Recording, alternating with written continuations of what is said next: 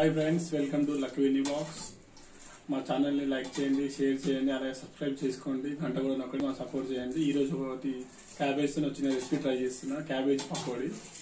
అది ఎలా ఉంటుందో సార్ చూద్దాం. దానికి కావాల్సిన పదార్థాలు రెడీ చేసుకున్నాం సార్, చూడండి. క్యాబేజీ సన్నగా కట్ చేసుకున్నాం.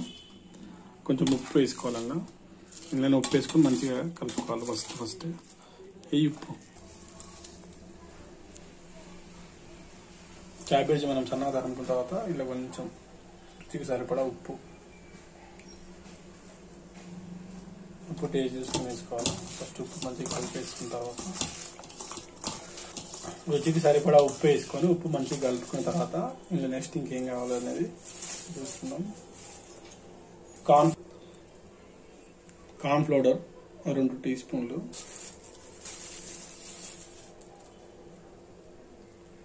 మైదా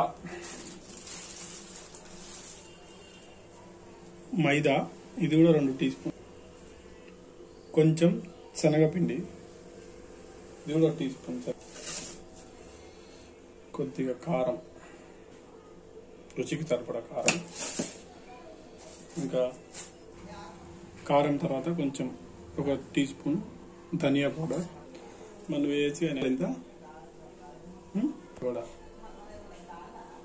కొంచెం, ఇంకా కొద్దిగా బేకింగ్ సోడా, కొంచెం కరివేపాకు, కొత్తిమీర ఇవి కూడా వేసుకుంటున్నాం. ఇవన్నీ మిక్స్ చేసుకోవడానికి మనం వేసింది స్టార్టింగ్లో మంచిగా చిన్నగా తరుముకున్న క్యాబేజీలో ఉప్పు రుచికి సరిపడా, కారం రుచికి సరిపడా, 2 టేబుల్ స్పూన్ల మైదా పిండి, 1 table spoon corn flour, 1 table spoon శనగపిండి, ఇంకా కొంచెం ధనియా పౌడర్, లాస్ట్కి బేకింగ్ సోడా, తర్వాత కరివేపాకు, కొత్తిమీర యాడ్ చేసుకుని. ఇప్పుడు చేయలేదు, ఫస్ట్ టైం ట్రై చేస్తున్నాను, చూద్దాం ఎలా వస్తుందో. దీంతో పాటు ఫుడ్ కలర్ ఏంటంటే కొంచెం కలర్ఫుల్ కనబడుతుంది, వేసుకుంటాం.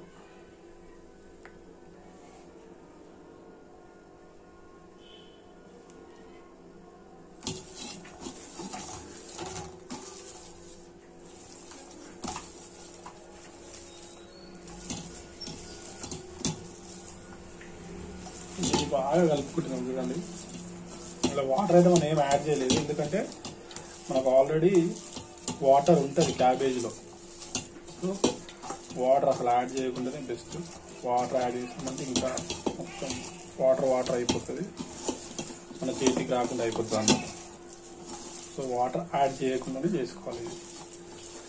అవసరమైతే కొంచెం ఆయిల్ యాడ్ చేసుకోవాలి తప్పితే వాటర్ అయితే యాడ్ చేయొద్దు. కొంచెం కాజు ఉంటే కూడా యాడ్ చేసుకోండి, బాగుంటుంది. మేము యాడ్ చేస్తే కొంచెం కాజు. చూడండి, మనకు ఆయిల్ రెడీ అయిపోయింది, వేసుకున్నాము. చూసుకోండి ఫస్ట్ కొంచెం అయిందో లేదు. ఓకే, పర్ఫెక్ట్ అయితే వేసుకోండి. చిన్న ముద్దలుగా వేసుకోండి. ఆయిల్ చాలా హీట్ అయింది కదండి, ఎంత బాగా హీట్ అయితే అంత బాగా వస్తుంది.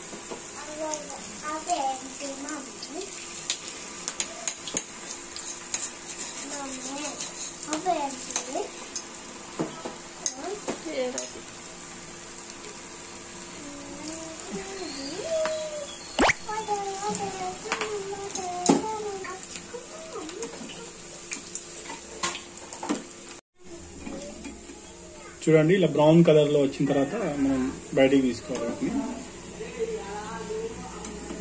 బాగా వేగాక తీసుకొని ప్లేట్లో వేసుకోవాలి.